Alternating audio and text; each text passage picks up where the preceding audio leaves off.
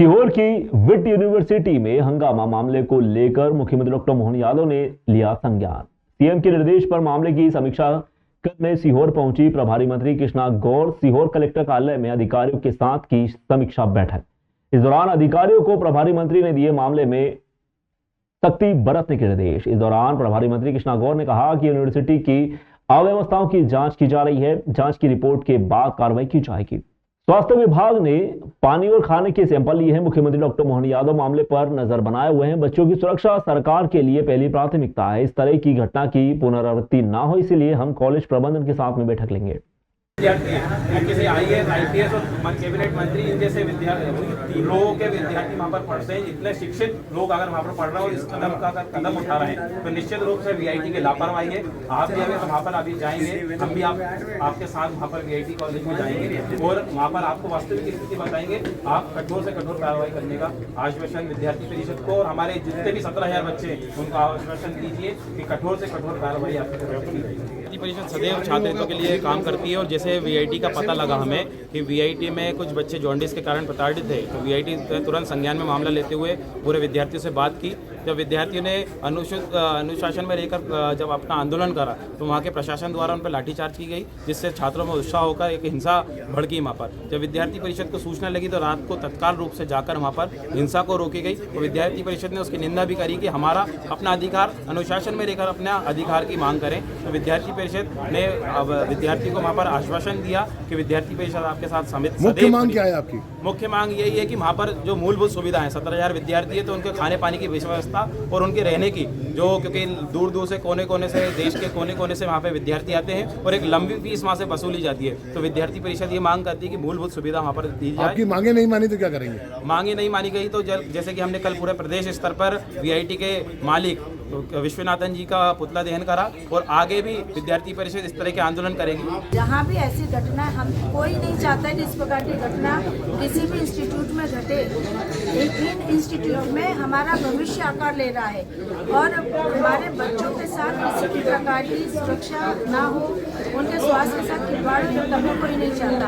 अगर कोई बात ऐसी आई है तो निश्चित रूप से हम उसका संज्ञान ले रहे हैं। भविष्य में उसकी पुनरावृत्ति ना हो, इसको हम सुनिश्चित करेंगे। मैम, आखिरी बात, मुख्यमंत्री जी ने आपसे बात करी, कितने चिंतित हैं इस घटना में? मुख्यमंत्री जी लगातार पहले दिन से चिंतित है। रात में जिस दिन घटना घटी, रात को भी उनका दूरभाष पर मेरे पास उनकी चर्चा हुई। उसके बाद दूसरे दिन सवेरे से लेकर रात तक बार बार वो पूछते रहे वहाँ स्थिति नियंत्रण में है। आज भी उन्होंने कहा है कि वहाँ VIT परिसर में जाकर वहाँ पर स्थिति देखें, कॉलेज प्रबंधन से बात करें और भविष्य में ऐसी घटनाओं की पुनरावृत्ति ना हो, इसके लिए वहाँ सुनिश्चित करें और सख्त निर्देश दें। Thank you ma'am. और आज भी वहाँ पर पूरी तरह से इस बात की सतर्कता बरती जा रही है कि किसी भी प्रकार की विवाद की स्थिति वहाँ निर्मित ना हो। जिस प्रकार से वहाँ 3-3.5 हजार छात्र छात्राओं ने कॉलेज प्रबंधन के साथ झड़प हुई और जिस प्रकार की स्थिति निर्मित हुई, उसके बाद लगातार हमारा जिला प्रशासन, पुलिस प्रशासन ने एक्शन लिया है। किस प्रकार से वहाँ पर कॉलेज प्रबंधन के जो भी वार्डन हॉस्टल थे, जो हॉस्टल के वार्डन थे, उनके ऊपर कार्रवाई भी करी है और जिन्होंने वहाँ पर जो घटनाएं घटी हैं, संपत्ति को नुकसान पहुँचाया है, अज्ञात अपराध पंजीबद्ध उनके खिलाफ भी किया गया है। और कॉलेज प्रबंधन को भी इस बात के निर्देश दिए गए हैं कि भविष्य में इस प्रकार की घटनाओं की पुनरावृत्ति नहीं होनी चाहिए। इस समय पूरी कोशिश इस बात की है कि किसी भी तरह VIT के उस परिसर में स्थिति नियंत्रण में रहे।